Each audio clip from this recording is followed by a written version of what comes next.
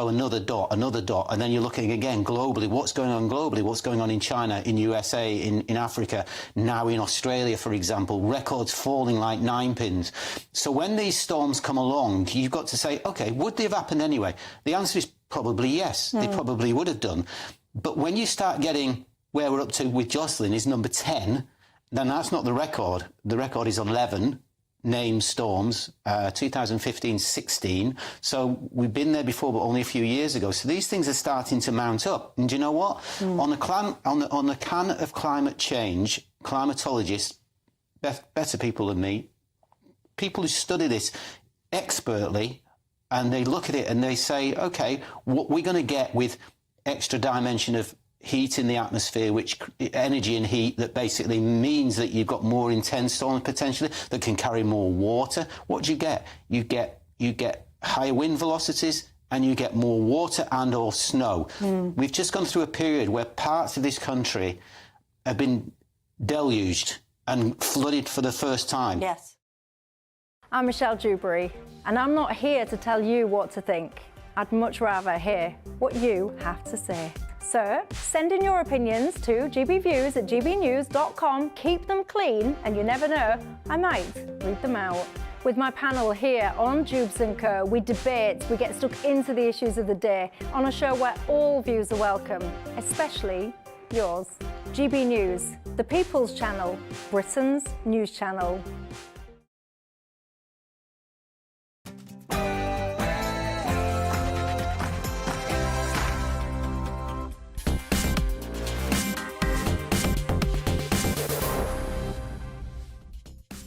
Good evening. It's part 2 of the Rwanda files. Yes, I have seen documents from inside the Home Office that strongly suggest to me that when the Prime Minister told us he'd stop the boats, he knew he couldn't actually do it.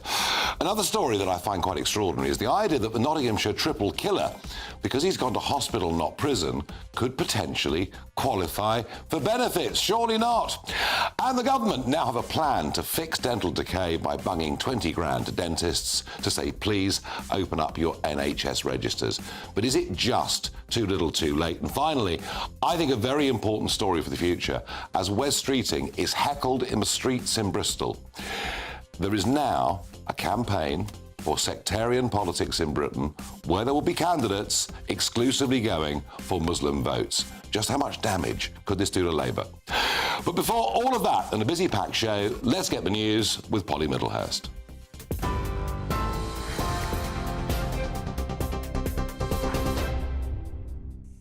Nigel, thank you, and good evening to you. Well, our top story from the GB Newsroom tonight is that police hunting a suspected chemical attacker say he was in a relationship with his victim.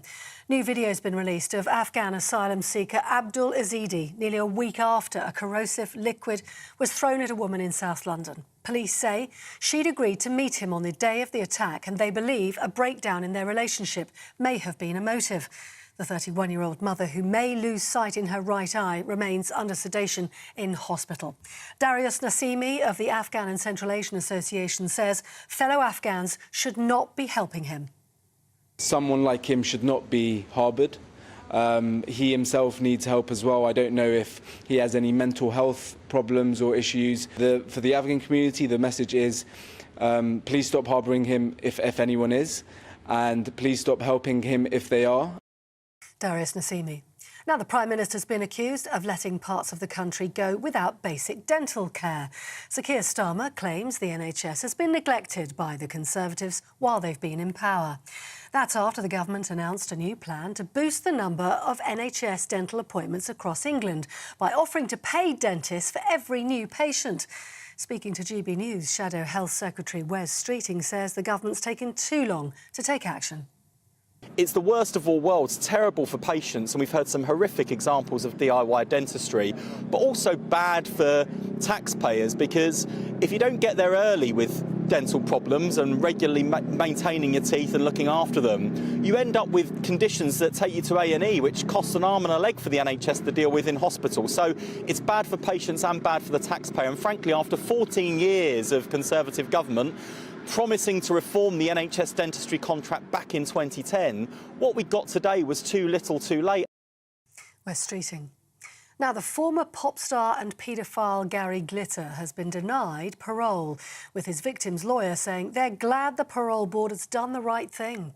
Glitter, whose real name is Paul Gadd, was jailed for 16 years in 2015 for sexually abusing 3 girls between 1975 and 1980. He was automatically released last year after serving half his sentence, but put back behind bars just less than 6 weeks later after he breached his licence. One victim's lawyer said they hoped Glitter would now serve his full sentence, adding, "It was completely unfair that our client had to endure this glitter parole circus over and over again." And finally, US media personality Tucker Carlson says he plans to record an interview with the Russian President Vladimir Putin.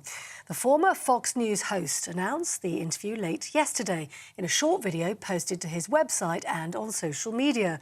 He claims other journalists haven't bothered to try to interview Mr. Putin. Many journalists pushed back on that today, taking to online platforms to dispute that claim as false. It would be the first time a media personality from the West has interviewed the Russian president since the invasion of Ukraine. For the very latest news stories, do sign up to the GB News alert system by scanning the QR code on your screen or go to gbnews.com/alerts.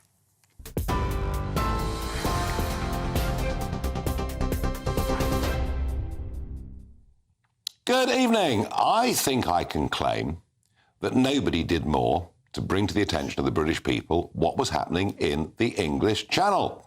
As a steady trickle of dinghies began to make their way across in 2018, 19 and into 2020, it seemed to me that as virtually nobody was being deported, and as there were really quite significant prizes for getting to the United Kingdom, that it was pretty obvious that we may as well have put a sign on the White Cliffs of Dover saying, "Everyone welcome." And that was when I started going out into the Channel, on boats, filming dinghies, and saying to mainstream media, this is, by the way, before GB News had got off the ground, saying to mainstream media, "You guys aren't covering this. This is an important story. This trickle of young males crossing the Channel will, unless we're careful, turn into a flood tide." Well, 100,000 people later, I think I can say that I've proved to be right.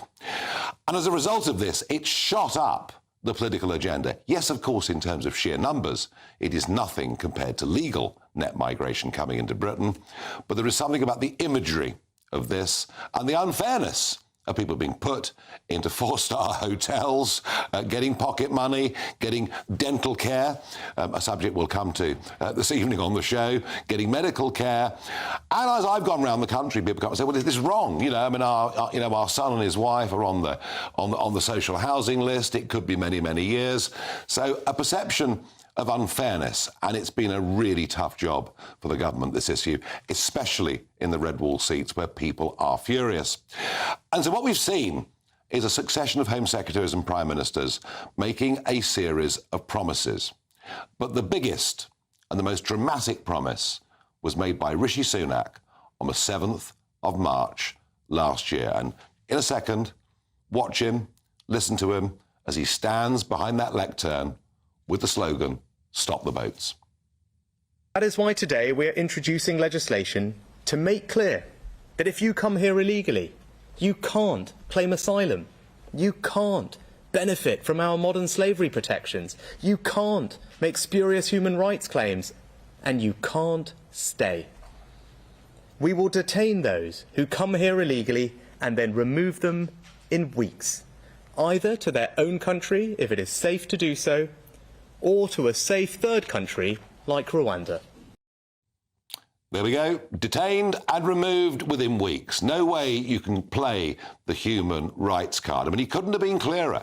And that was the beginning of the illegal migration bill. And it made its way through Parliament. By July was the Illegal Migration Act. But I have seen documents, internal Home Office documents, that show us that at the exact time that the Prime Minister was telling us this, he and the government were being briefed within the Home Office that illegal migrants can still delay, this, by the way, is after the legislation's passed, illegal migrants can still delay removal for 180 days, despite what was being proposed, that the backlog to enter the system for removal could, and wait for this, by the middle of 2026, reach somewhere between 150 and 200,000. And yet,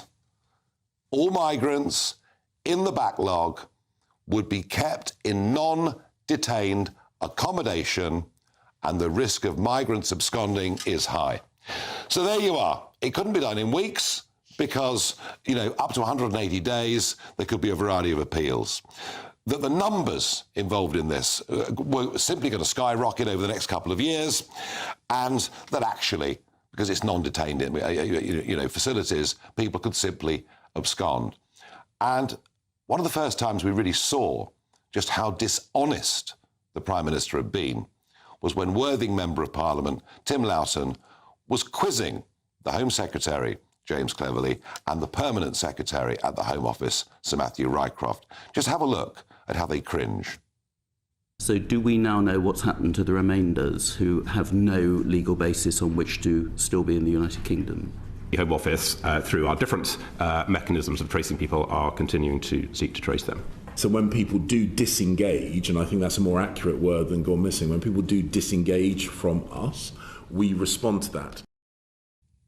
Disengage. What he means is abscond. What he means is disappear. And during that interview, what was made really clear is that nearly everyone who had come since July of 2023 had claimed asylum, and that those claims were being processed by the Home Office, despite what Rishi had said on the 7th of March. Yes, I know the government's in real trouble on this. I know it's looking for magic solutions, but quite why they think that telling us things that legally simply aren't true is somehow going to make their case better, I simply don't know. I find it politically, frankly, quite baffling. I'm joined by Paul Turner, immigration barrister and head, of course, of Imperium Chambers. Paul, you see the point I'm making? That people always were going to have the right to appeal. And we learned yesterday that the maximum number of people who could be detained in what might even be thought to be secure accommodation was 1,000. And still today at Prime Minister's questions, Rwanda came up. The Prime Minister made it clear that the planes would be taking off for Rwanda very soon. And I'm not asking you to comment politically, I wouldn't do that. But it's pretty clear to me, and maybe confusing to our audience, though, that we pass a piece of legislation, the Illegal Migration Act, and we've all been brought up to understand that when Parliament passes a law and it gets the royal assent, that it's the law of the land. But it's not here, is it? It's the law as in it's on the statute book and they've passed it, but to implement the law, they need to spend money. And you're quite right about the detention estate, as they call it, where people are locked up. And there will be a large number of people in the detention estate that are foreign national prisoners, criminals, that simply can't be allowed out because of the risk of them reoffending or running away. So the amount of space that there is for people is remarkably small. And the government must have known this when they passed the Illegal Migration Act. It is quite simply that even if we think that there's 30 or 40,000 people claiming asylum and there's detention space for 1,000, if you want to detain them, you need to invest in building more detention facilities or finding places to put people. But the government must have known, with the lacuna that people can make applications on the basis of their human rights not to be removed, that firstly, they're not going to be removed. Secondly, that they'll be given an appeal right. They could well win the appeal. And thirdly, that even if they are detained for a short period of time, working as an immigration lawyer, often one has to do bail applications. And the law says you can only detain people if there is a realistic prospect of removal within a reasonable period of time. So, put shortly, if the Home Office says, well, he's illegal and we want to remove him, the judge will normally ask, has he done anything wrong? No, apart from illegal entry. And then they'll say, has he got an asylum claim outstanding? Yes. How long is that going to take? We don't know. And then bail's granted. And it's often granted with no real surety. The person can often just say... What do you say, bail? Again, this word keeps being used with regard to those that cross the channel or come on the back of lorries. But normally for bail, a sum of money. has to be guaranteed. Well, when I started a long time ago, and in certain circumstances, that you will need to provide sureties. The sum is usually around £2,000 or £4,000 on average, and then the judge will hold the person liable. Often with people that have come on a small boat and they don't have any family here, but the prospects of them actually being removed are so remote as to be almost non-existent, the judges will grant bail on their own recognizance, which in layman's terms means on a promise that the person won't run away. And sadly, as you've commented, people do run away. And if I was in their position, perhaps I would run away. Because your chances, if you run away, your chances of being found are brought back to the system. Watching the Home Secretary talking about that steps are being taken, discussing this with other people that I know, the Home Office has a hard enough job because of its lack of resources in actually getting people to sign on regularly. When people abscond, it is very rare, unless the person is unlucky enough to be caught working illegally on a raid, or unlucky enough to be caught at a tube station when the immigration do checks. As far as I'm aware, the Home Office do not go round to people's houses the day after they do not report. The idea that they're trying to track people it's just for the birds. Is fallacious. Just for the birds. Yeah, it is for the birds. Hey, goodness me, we can't even find the chemical attacker, you know, who was seen at Tower Hill Tube at 9:30 one evening. So, yeah, no, I mean, where are we going with this? I mean, this could be a major election issue. Now, you know, presumably, for the Human Rights Act of 1998 to be amended, we would need to have a debate and discussion about our role with ECHR. There needs to be an honest decision about whether the UK wishes to remain a part of the ECHR. Now, as an immigration lawyer, it comes no surprise that I think it's a good thing as opposed to a bad thing, and it is interwoven into our international obligations within other parts of the United Kingdom and the Refugee Convention. Oh, it's been written into devolution settlements, and I mean, you know, unwinding this is not a straightforward thing. I mean, I get that. But I think what's really important is that if the system was funded properly and claims were evaluated properly by the Home Office and then by the courts, then the sort of travesties that come out, such as the individual that carried out this attack, there would be less of them. So we don't need to throw the baby out with the bathwater, but we certainly need to get rid of the bathwater. Yes, and we could talk about Christian conversions and many other things. It was pointed out in Parliament today that since Archbishop Welby took over, there's been a huge decline in the number of people in this country saying they're Christian. Apart, of course, from those who come from Muslim countries who want to pass their asylum applications. Paul Turner, thank you, as ever, for joining me. And it's interesting, isn't it? I mean, I disagree with Paul quite fundamentally on that. I don't think the ECHR is now fit for purpose. I completely get why it came into being 70 years ago. I think we've moved on. But the point Paul made is the right point. We need to have an honest conversation. I'm afraid that the Illegal Migration Act and everything you've been told by this Prime Minister, and I'm afraid by successive Home Secretaries, has been, frankly, totally dishonest. Now, we did, of course, put these findings to the Home Office earlier, and a spokesperson from the Home Office responds thus: both the British and Rwandan governments have always made clear that this scheme is uncapped. With the will and ability to build capacity over time in Rwanda, well, there we are. We do not comment on unverified, leaked documents. No, I didn't think they were going to. Did you? Well, it's some extraordinary scenes in Bristol where a previously private practice said we're open as an NHS dentist, and people queuing literally round the block for days. Such is the shortage of NHS dentists. But now there is a dentist recovery plan. You can see on your screens now these astonishing queues of people desperate to have an NHS dentist, because, you know, going privately, it is pretty blooming expensive. It really, really is.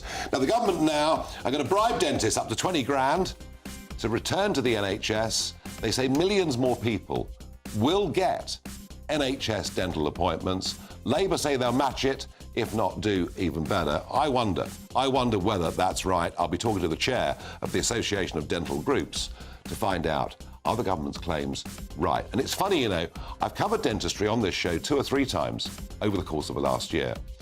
And dentistry may not be an election-winning issue, but it is one that could help you lose an election. Dentistry in just a moment.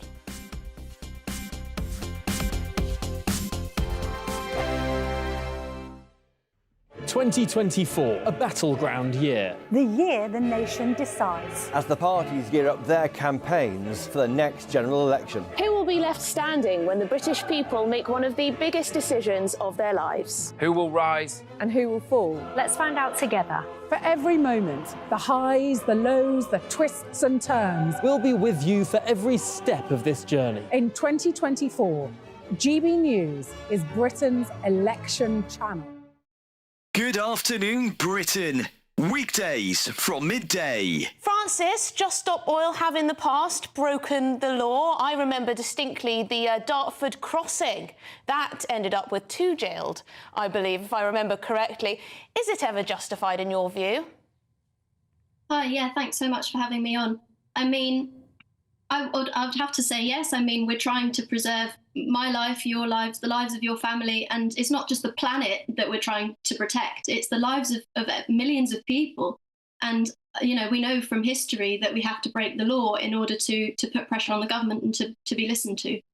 No one would doubt your sincerity in your views. You genuinely believe in what you fight for. But there are others who think differently. For example, there are Islamist extremists who believe that people will go to hell unless they convert to Islam. They will sincerely, perhaps, break the law in order to force people to convert. In their view, they might be saving people's lives for eternity. There might be abortion activists who say that babies are being murdered and to save their lives we need to break the law to stop people having abortions. Why do you get to say that your moral conviction is the one that's right and other people's individual moral conviction are those that are wrong? So what's really integral to the Just Stop Oil campaign is the fact that it is a non-violent campaign. That's what separates us from the examples that you've just given. We're absolutely dedicated non-violence, both as a tactic and as a principle. So though we might be breaking the law... If individuals take it upon themselves to break the law for whatever their course is, surely the way that we decide what society wants in general is democratic and within the law. Well, of course, we know also that protest is absolutely integral to maintaining and upholding a democracy, and in particular, non-violent protest. I mean, I really can't express to you how severe this situation is, and I'm sure you know this. I'm Michelle Dewberry, and I'm not here to tell you what to think. I'd much rather hear what you have to say. So, send in your opinions to gbviews@gbnews.com. Keep them clean, and you never know, I might read them out. With my panel here on Jubes & Co, we debate, we get stuck into the issues of the day on a show where all views are welcome, especially yours. GB News, the People's Channel, Britain's news channel.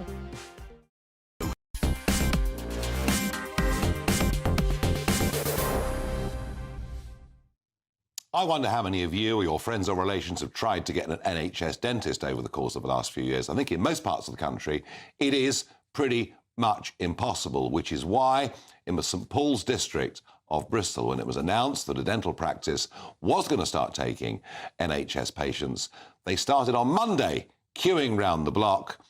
And if you have a look, you know, it literally today they're still queuing. They're going to go on queuing for day after day after day in the St Paul's district of Bristol. But the government have made some quite big, bold promises. Have a listen to Victoria Atkins, the Health Secretary. The plan that we're announcing today ensures that we are getting dental care faster, simpler and fairer towards people that really need it. For example, bringing dental vans into those most underserved areas across the country. I'm a rural and coastal constituency MP. I know how tough it can be to find a dental appointment locally. We'll be rolling out dental vans to help in the immediate term with some of those issues. We're also ensuring that NHS dentists are being paid more to look after people. We're going to be creating some 2.5 million more appointments as a result of this plan. This is really good news. There is more to do. We absolutely accept that, but this is going to make a meaningful difference to people's health. Well, no one doubts the importance of dental health, not for one moment. But I wonder, are the government claims correct? Can we believe them when they say they're going to create, over the next few years, millions more appointments? And is paying dentists 20 grand each the right way to go? about it. Well, I'm very pleased to be joined down the line by Neil Carmichael, chair of the Association of Dental Groups, and, of course, a former Member of Parliament himself. Neil, you get the point. You know, it's been so difficult for people to get an NHS dentist. If you take at face value what the government is saying, and indeed what the opposition is saying, good times are just around the corner. Would that be a fair assessment? Well, those good times will come if we get enough dentists.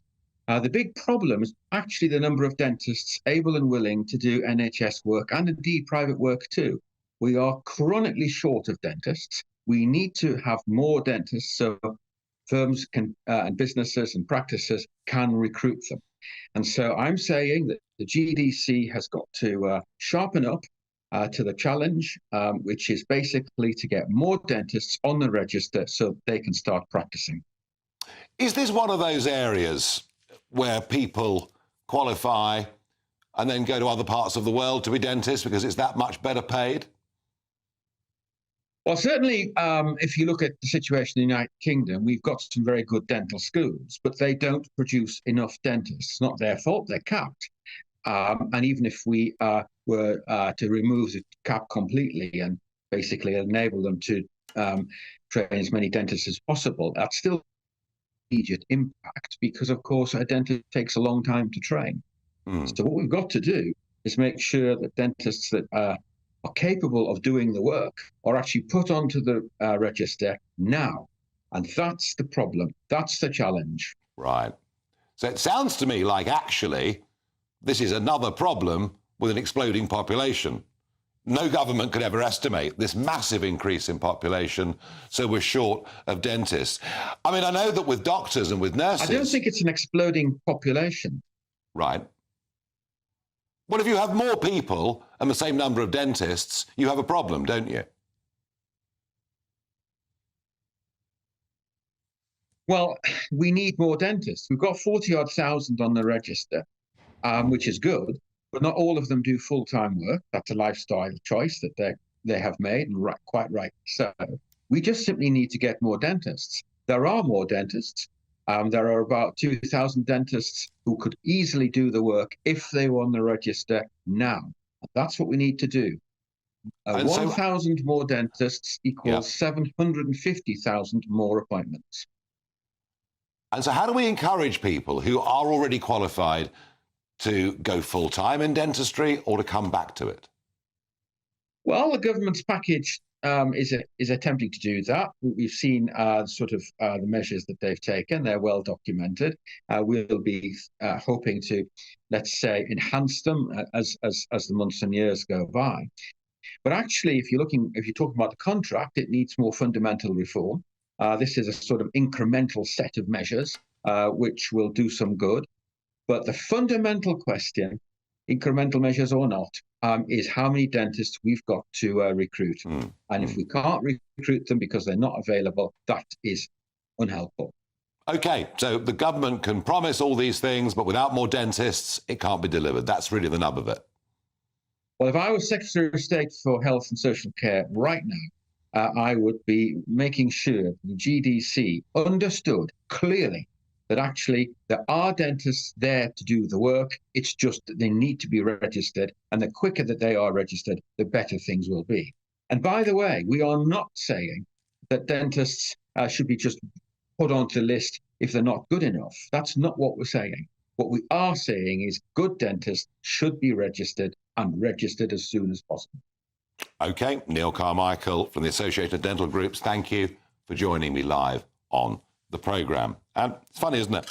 Doesn't matter who you talk to. You can talk to people in housing, you can talk to people in all sorts of areas. And if you point out that, our population increased by migration last year by 750,000, and therefore we're short of things, everyone, it seems, is in denial about this within the professions, within much of the media, but I don't think you at home are in denial over it. Now, a reminder, next Monday, the Prime Minister will take part in a special People's Forum, live from the northeast of England, only on GB News. He'll be on live for an hour from 8 o'clock. He will take questions directly from you, the great British public. So, if you want to be there and take part in this, go to gbnews.com/PM. And I would suggest that you register your interest very quickly today. Alternatively, you can see the QR code that is on the screen now. In a minute, we're going to talk about the triple killer, Callacane, who, of course, went to a mental hospital. It was a manslaughter charge, not a murder charge, which many of us found very difficult to comprehend. We now understand that potentially he could qualify for benefits, which seems totally wrong and almost unbelievable. And I'll talk to you a bit about what's been going on in the European Union over the course of the last couple of days. Some astonishing U-turns on environmental legislation coming from the European Commission in Brussels. Is mob rule working in Europe? In the GB Newsroom, we bring you the news as it happens. With our team of dedicated journalists across the UK, we're ready to give you accurate reporting every day. When the news breaks, we'll be there with bulletins on GB News, the People's Channel, Britain's news channel. Lee Anderson's Real World, Fridays from 7 p.m. Dr. Jane Jones, who's the clinical lead for Care After Combat. Yep. Jane, thanks for coming. And just tell me a little bit about your organisation. What do you do? OK, well, thank you for having me here so we can talk about Care After Combat. So we are an organisation, a charity, who work into the prison system, working with military veterans who've somehow got involved with the justice system and... So there's quite a high population of ex-servicemen and women in our prisons. Why is that, do you think? So 2014, the government did a review of who was resident in UK prisons, and what they found were that military veterans are the highest occupational group, and this obviously raises some concerns. Yeah. So the government wanted to do something about that, and so they supported Care After Combat initially just as a scoping exercise, really, to see if there was any way we could help these men and women actually, understand the problems that led to offending behaviour and go on to lead successful lives. So what sort of offending behaviour are we talking typically for people that's in prison that's actually served in our armed forces? Primarily, it's violence. Yeah. So that is the highest offence that we work with. Okay. But of course, the military, as with everybody else, it's the full range of offending behaviour. OK, so we're in a pub, Jane, Dr. Jane, and I guess for some people, the odd tip of alcohol is good, a bit of fun of a weekend, relax, let your hair down. But for some people, alcohol is not always their best friend, and I guess that plays a part in some of your veterans that end up inside. Yeah. Absolutely. So, speaking from my own experience, a good 2/3 of the people I work with have some kind of mental health problem or mental health difficulty, struggling to either adapt into civilian life or with some of the traumas they've experienced during service. People might self-medicate with alcohol to manage some of those thoughts and feelings. Yeah. Your weekend starts here with Friday Night Live with me, Mark Dolan, 8 till 9 on GB News.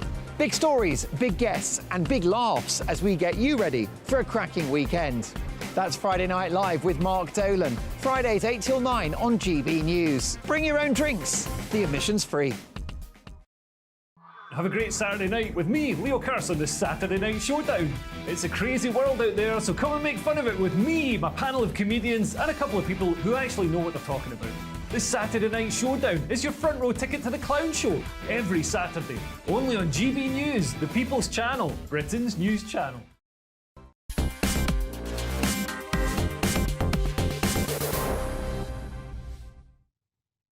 The Nottinghamshire triple killer, Valdo Callacane, was, of course, sent to a hospital, Ashworth Mental Hospital. He's not gone to prison, and that means he is entitled to put a claim in for benefits. They could amount to about £360 a month. Now, it's arguable whether, if he got those benefits, the hospital would take some of it off him, which they often do in the case of people who are long-term hospital. But the very thought he can even apply for benefits, having committed a triple murder, is frankly, I think, just beyond the pale. Well, to discuss this, I'm joined by Julian Hendy of the 100families.org charity. And just before we start, Julian, in a sentence, just please tell us what your charity stands for. In 2007, my dad was killed by a mentally ill person, and I found it so difficult to get information, even though I was an investigative journalist. And so I set up the charity to try and assist families who have been bereaved as a result of mental health-related killings. And I've been supporting the families in this case. No, well, good for you. And it is over 100 people a year, isn't it, that are murdered by patients with... Yeah, it's about 100 to 120 cases each and every year. Yeah. Well, I have to say I have some personal experience of this, Julian, because there was somebody who'd served a prison sentence for threatening to kill me.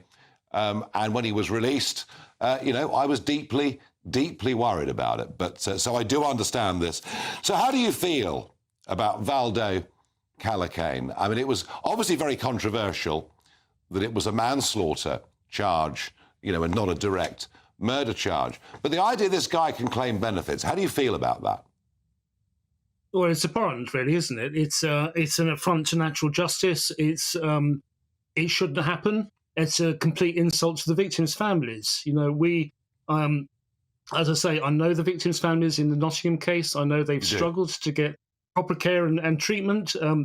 We know that sometimes the grandfathers of the children who have been killed are not allowed counselling or victim support because they're not deemed close enough relatives, you know. So it seems to be it's one rule for, you know, for the victims are very poorly served by this. I did some work. I mean, there are around 2,700 patients like this who have been detained under hospital orders. They indefinitely. The indefinite means that they are entitled to benefits, apparently. So that works out, you know, by my rough calculations, you know, proportionally, we're talking about £10 million a year going to people who've committed very serious crimes in the hospital. The amount of money that goes to victims of homicide from the government is about £4 million. So I think it would be much better if that money had been either spent on victim services or better mental health care to try and stop these sorts of things from happening in the first place. It does seem to be a terrible loophole that needs to be closing up. Yeah, well, I'm sure there are going to be questions in Parliament next week about this, now this story is broken. And Julian, finally, you know, in the old days, we used to lock people up in mental institutions and effectively throw away the key.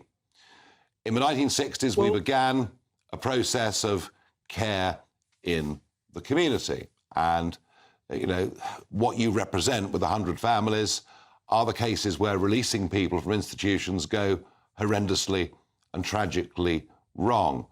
How do we strike the right balance with this problem? I think most of the cases I see, I've helped over 250 families. Most of the cases I see of seriously mentally ill people who are unable or unwilling to get treatment. You know, it's a small number of people with mental illness. You know, I've known lots of people with serious mental illness, you know, who are not violent at all. But indeed, there's a small number who need more assertive care, more supervision, more monitoring. And those assertive schemes and teams have been shut down across the country. And that's what the money should go for if they're going to reinvest this money, because it seems completely wrong, you know, and an insult to the families that, you know, benefits should be going to people who committed such serious crimes. Absolutely. Julian Hendy, thank you for coming on the programme and well done for the very important work that you do. Thank you, Nigel. Now, much focus on America, of course. November the 5th, the American presidential elections. We're going through the primary process. I have to say, you know, bumbling Biden, nobody ever says, perhaps it's just too rude, nobody ever says the guy's clearly senile, but I think tonight we're going to say the guy is clearly senile. Let's have a look at a clip of President Biden speaking on Monday of this week and talking about a G7 meeting that took place in Cornwall, if you remember, when Boris Johnson was Prime Minister, and his meeting with the French President. Right after I was elected, I went to what they call a G7 meeting, all the NATO leaders. And it was in the south of England. And I sat down and I said, America's back. And Mitterrand from France looked at me and said, you know, why, how long are you back for? Well, that was really pretty incomprehensible. I mean, to begin with, he said it was a group of NATO countries. No, it wasn't. It was G7 that was meeting. That was the very point of it. Confused France and Germany. And President Mitterrand died in the mid-1990s. But have a look at Biden just last night. There is some movement, and I don't want to, well, maybe choose my words. There's some movement. There's been a response from there's been a response from the opposition, but yes, I'm sorry, from Hamas, but it seems to be a little over the top. We're not sure where it is. There's a continuing negotiation right now. Yeah, and Hamas was shouted out there by a journalist sitting in the front row helping the president. The guy's senile. He's not fit to run America. It's a disaster that he's leader of the free world.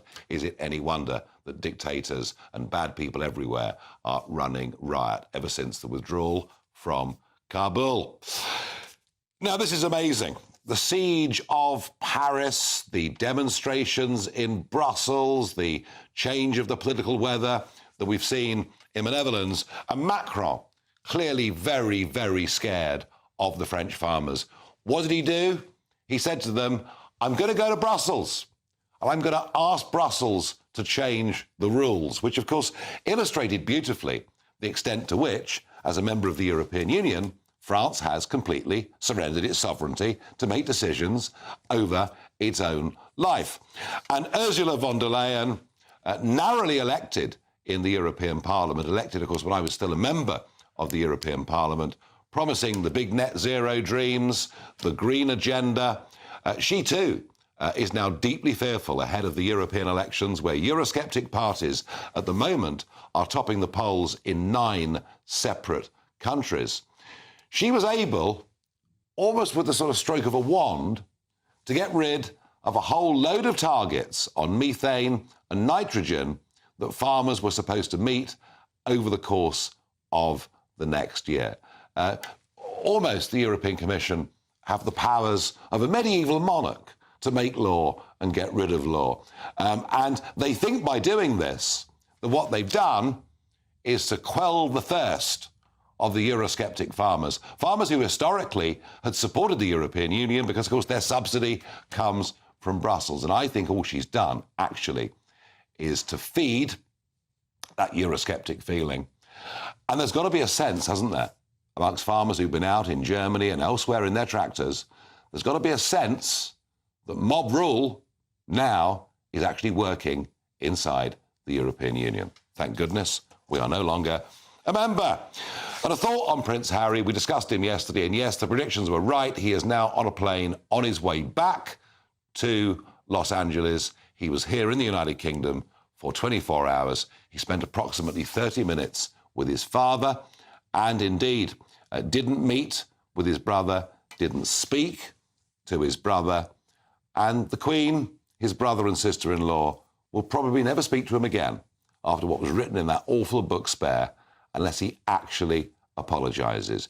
You cannot have reconciliation. You cannot have rapprochement unless people admit to what they've done wrong. And it seems that Harry, right now, despite his father's diagnosis, is in no mood to do so. I've been predicting now for some time that sectarian politics is coming to the United Kingdom.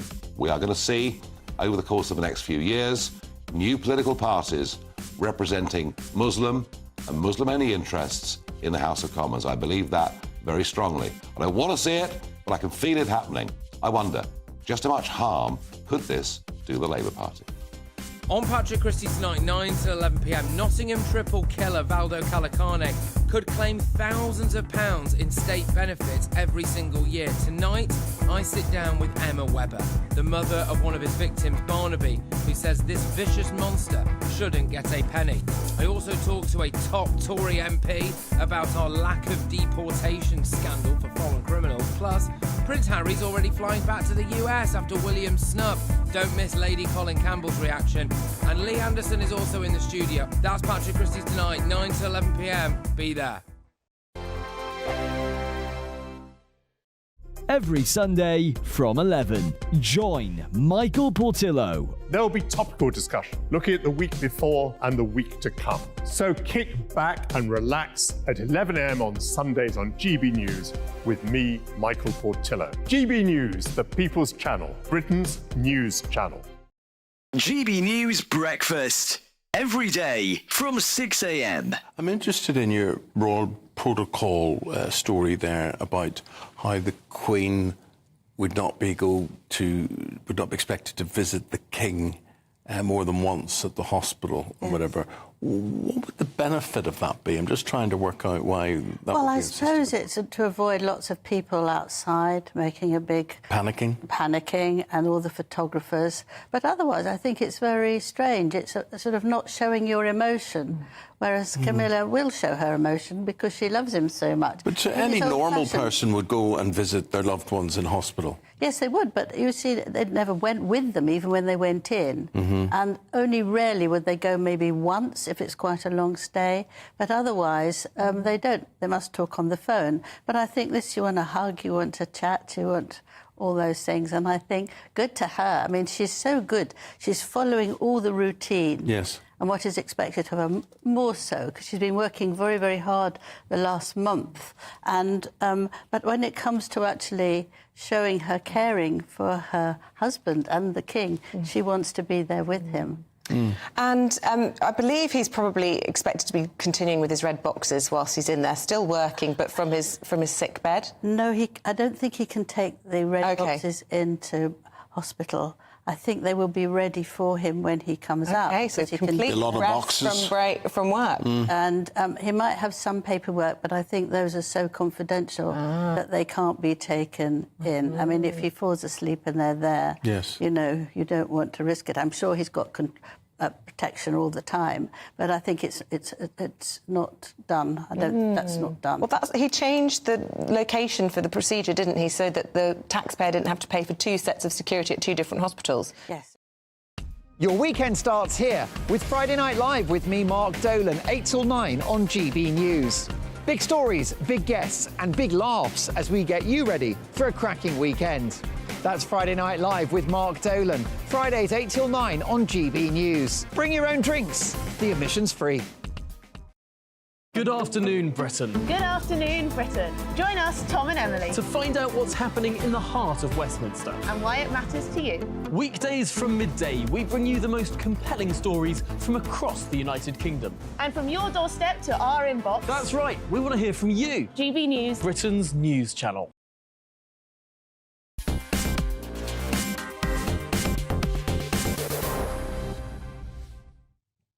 The Labour Member of Parliament for Ilford North is Wes Streeting, and of course he's Shadow Secretary of State for Health and Social Care. And I think many would argue, actually, one of Labour's most effective media performers. Today, he was visiting a centre in Bristol, and this is what happened. Wes Streeting, shame on you! Wes Streeting, you can't hide. You're supporting genocide. Genocide supporter. Genocide supporter. Don't come here and pretend you care about social justice issues. You are supporting a genocide in Gaza. Palestinian civilians are being massacred. Shame on you. Shame on you.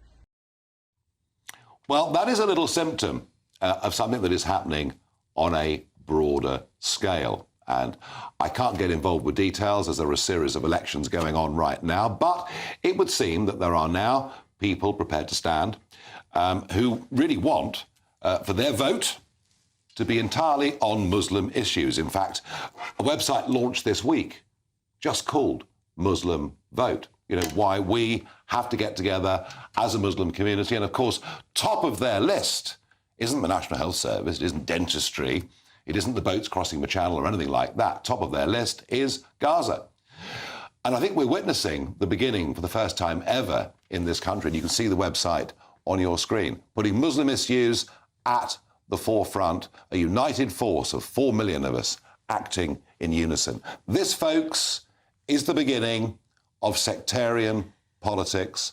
We've never seen the like of it. Yes, of course, we've seen it in modern times in Northern Ireland. Thank goodness that has been quelled to a very large degree. This is the beginning, in my opinion, of sectarian politics in this country. I find it troubling. I find it worrying. And Wes Streeting, he may find it troubling and worrying because looking at his Ilford North constituency, at the time of the last census in 2021, nearly 25% of his constituency was Muslim. That figure will now be several points higher over the course of the last couple of years, and already somebody has come forward to say they will stand against Streeting in that constituency on a Muslim ticket. And I just wonder, is there time for these forces to gather ahead of the next general election? And if not ahead of the next general election, I'd be very surprised if that wasn't the case for the general election that followed. And I'm joined by Scarlett Maguire, former Labour advisor. Of course, it was, you look at other communities, you look at the Hindu vote, or you look at the Sikh vote, or the black vote, and it splits across political parties. It was very split, for example, on the Brexit vote. But up until this point, the Labour has had over 80% of the Muslim vote. Yeah, but I mean, I think you're sort of scaring people. Actually, I'm scared. Well, I'm not. I'm not. Really? Look, no. So we've had the Women's Equality Party, right? Half the country are women. They have a website that is all about putting women's issues first. Do you mind? No. Is Labour frightened? No. It went nowhere. Right? It went nowhere. I don't think this is going to go anywhere. That's the truth of it. It's been coming. I think to start saying, "Oh dear, they're Muslims," it's all going to get is just actually scaring people. Well, I think it's really, really terrible. I'll tell you what actually, scared me. Nigel. I'll tell you what scared me, Scarlett. Being in Bradford West a few years ago. I was in Bradford West a few years ago when there was a by-election. Do you remember? A traditionally safe Labour seat. And it was won by a politician from outside mainstream British political parties, campaigning solely, I won't mention his name, there are legal reasons why I can't mention his name right now. Who's not a Muslim. Let's get this quite clear. The person who won in Bradford West and is standing somewhere else, right, trying to sow dissent is not a Muslim. Actually, if I was a Conservative, I'd be looking at you and saying, you're doing exactly the same. You're trying to lose the election for me. He may not be a Muslim himself by birth, but he says he's a Muslim now. He says he's converted to the religion. He's married indeed to a Muslim. He has Muslim children. So, and he was exclusively courting the Muslim vote. Yeah, I mean, this particular person, I think, has a lack of morals, shall we say? Well, but I don't think. I mean, I do not think it's frightening. I mean, I do think that Labour, like the Conservatives, should not take anybody for granted and should not take any community for granted. And I think it's very important that they understand that the Muslims, many Muslims, were absolutely furious when Keir Starmer appeared to say it's fine for the Israelis to stop aid going into Gaza, right? It was a terrible mistake, and he's apologised for it. And yes, I mean that's the point, isn't it? Is it a short-term political thing, or does it lead to something more significant? And my belief is it will lead to something more significant. I know, but that's because that's what you want. No, it's not what I want at all. No, Nigel, you sow dissent. You sow dissent. Well, I've been very, very good over the years at putting my finger on problems that have actually emerged. And I think we're going to see, not this election, but the next general election, from several inner-city constituencies, MPs there representing a particular religious viewpoint, as we've grown up with in Northern Ireland. I find that bad news. And I think it's a failure of integration. I think Labour's immigration policies, they've benefited short-term with the vote, but it's the lack of integration that's led to this. Well, I mean, I think there is a lot of integration, right? And that's why I think, we've got I mean, are you saying that the Muslim MPs are only about Muslims? No, I'm not. Right, I mean, I do remember when... No, I'm not. And people right? like Khalid Mahmood are fighting very hard against this, I'm delighted to say. I just think there is a new development now in British politics. No, well, I mean, I would say, if I was a Tory, that the new development was yours and you're going to make sure they lose the election. I think you're much more dangerous. There's nothing sectarian about me, I can promise you. Well, Scarlett, thank you. She's wrong, of course. Actually, Nigel, I am right. Well, and I do not sow dissent and fear. In 5 years' time, we'll sit and have this conversation again. You see my point, Jacob, about this? My concern. I see your point, and also your first point that we have had sectarian politics in the past, and it is dangerous that Northern Ireland's an example of this. Though actually we had sectarian politics in Glasgow and in Liverpool, and when the Conservatives won seats in Liverpool up until the 1970s, that was on essentially a sectarian vote, and that's gone out of politics, and that's a good thing. I hope Scarlett's right, that it turns out to be a flash in the pan, but I think we should take this very seriously. We may even discuss this in a few weeks. Jacob, Prime Minister's questions today. The Prime Minister telling a little joke all about Keir's difficulties, some would say, in defining exactly what a woman is. Suddenly being accused, the Prime Minister, of transphobia. Did he make a mistake, or is it a storm in the teacup? I am appalled by the Leader of the Opposition's abuse of parliamentary procedure.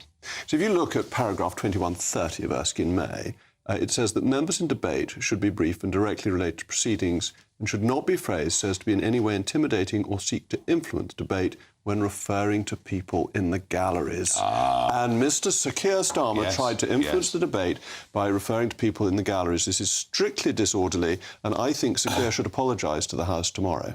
Very interesting indeed. Great answer. I have to say, when I saw that going on this morning, it reminded me of the European Parliament.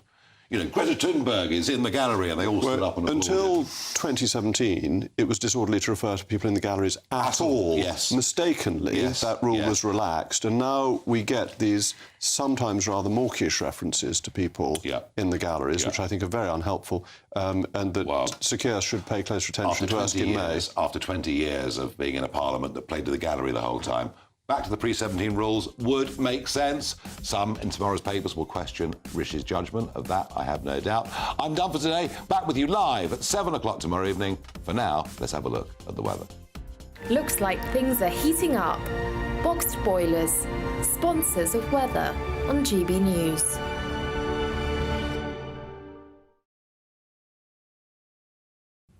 Hello again and welcome to the latest forecast from the Met Office. I'm Aidan McGiven. Cold in the north for the next 24 hours, mild and wet in the south, in between the risk of disruptive snow in places. Here's the setup as we end the day. We've got clear spells across northern parts of the UK, further snow showers into the north of Scotland, a widespread frost across many parts of northern England, Scotland and Northern Ireland. But further south, rain, wind and milder air arrives into parts of South Wales, southern England, some heavy and persistent rain first thing.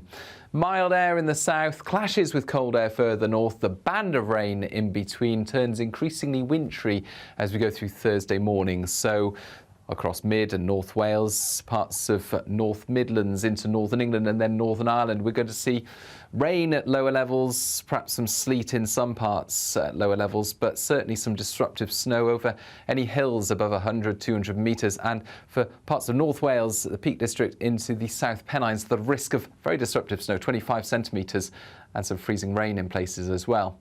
All of this pushes north. We've got much milder but wetter weather into the south for Friday, and the rain and hill snow moves through northern England and into southern and central Scotland by this stage. Further wintry showers for the far north of Scotland, but bright weather in between. Milder air for most of us this weekend, but with further rain and showers at times. A brighter outlook with Box Solar, sponsors of weather on GB News.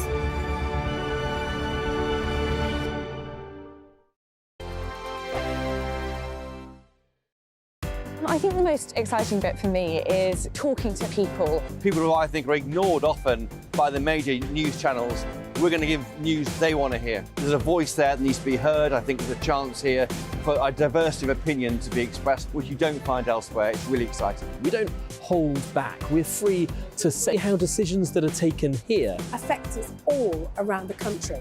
Only on GB News, the People's Channel, Britain's news channel. Patrick Christie's Tonight, weekdays from 9 p.m. Former First Minister Nicola Sturgeon has made her much-anticipated appearance before the Scottish COVID inquiry today.